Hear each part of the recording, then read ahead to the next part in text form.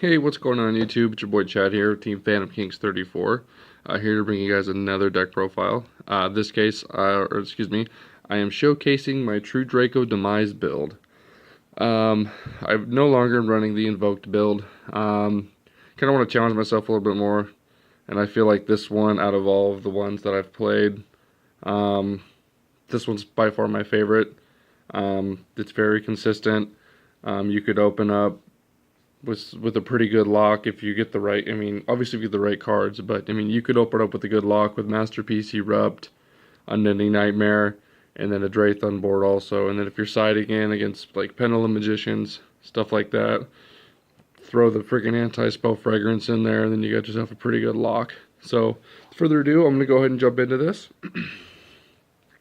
First, your main boss monster, Double Masterpiece. Some people run 3 in a Demise because of like Pot of Desires and stuff like that for consistency.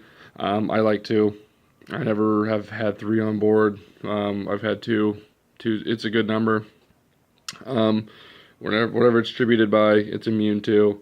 On opponent's turn or your turn, you can activate the effect that he has to banish a continuous Draco Trapper spell and then get rid of a card on the field. So he's a problematic, and he can stop plays.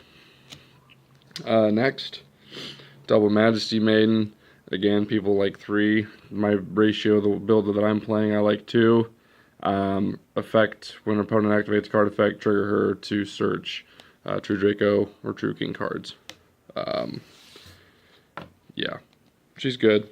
Next is your one of Ignis.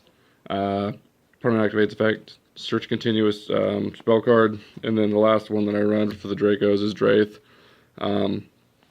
People don't like this guy. Me, I do personally. He provides extra protection, gives you a little more of a cushion.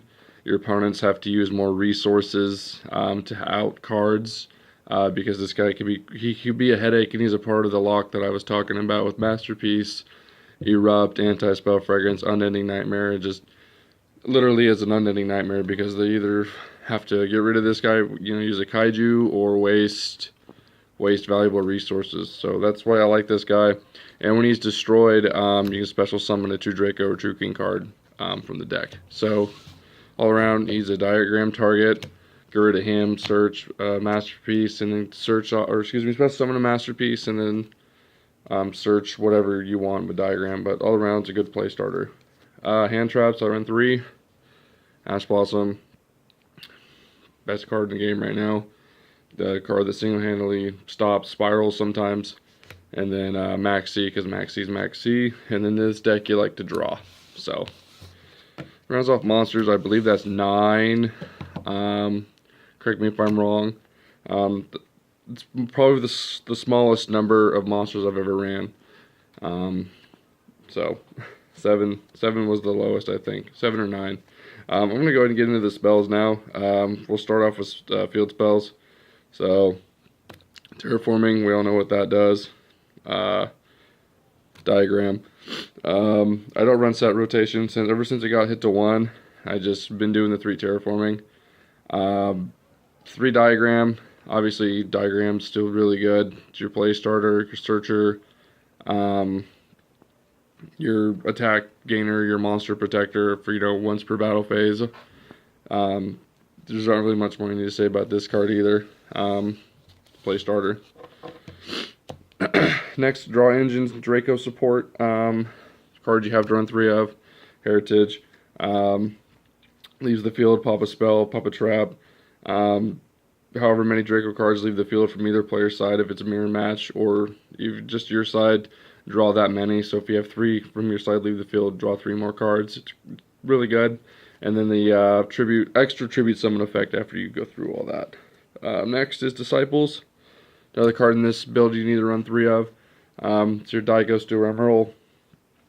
As a spell card, send 3 back to the deck, draw 1, and then after you do all the shenanigans, you can immediately tribute summon 1 more time also. And then when this card leaves the field, just like Heritage, go ahead and pop a spell or a trap. Alright, now we're going to go ahead and get into, the Draw Engine. Double desires. Consistency reasons. Hits desires. Says draws 2. Why not? It's a love-hate relationship with that card. It really is. I'm sure it is for most. Triple pot of duality. This card for some reason really likes me. I use it, I draw 2 cards, and then I end up finding one of these other copies in my hand. Or when I draw it and I don't even freaking need it. So it's like, why do you like me so much?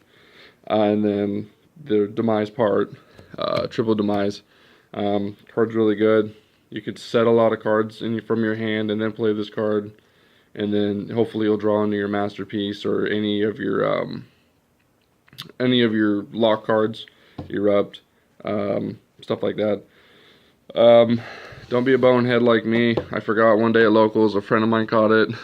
I forgot I demised, and he caught it, and I ended up losing that match anyway. But just don't be a knucklehead. Next, double cyclone.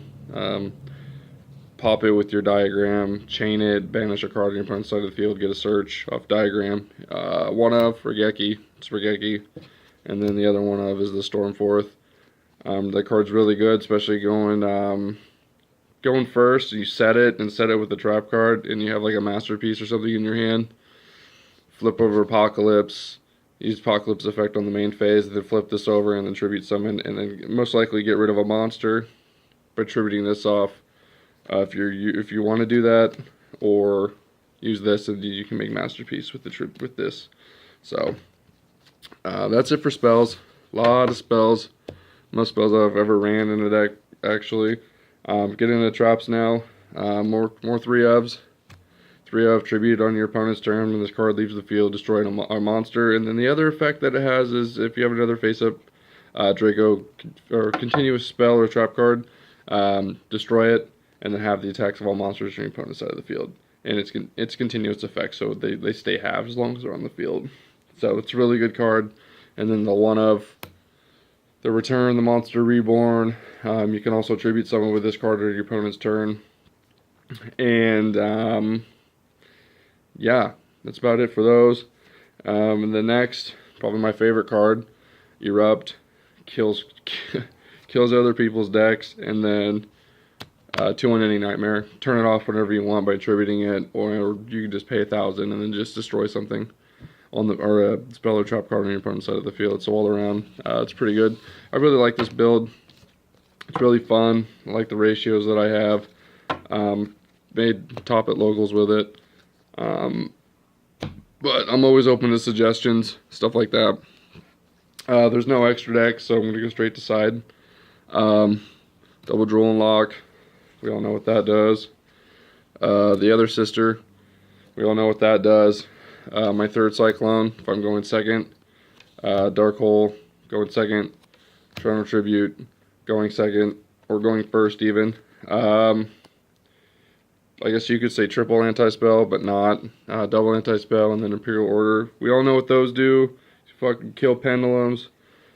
Strike, we don't know what that does. And then, because I'm a broke ass, triple D-Barrier.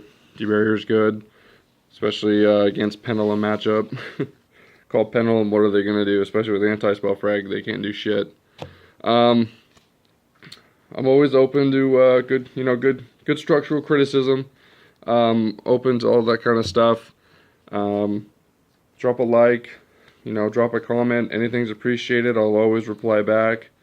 I really enjoy doing this. I really enjoy sharing ideas, stuff like that.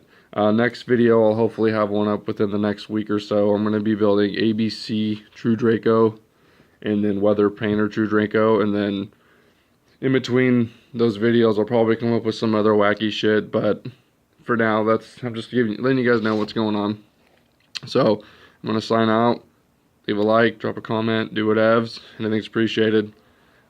Stay blessed, guys, and have a Merry Christmas.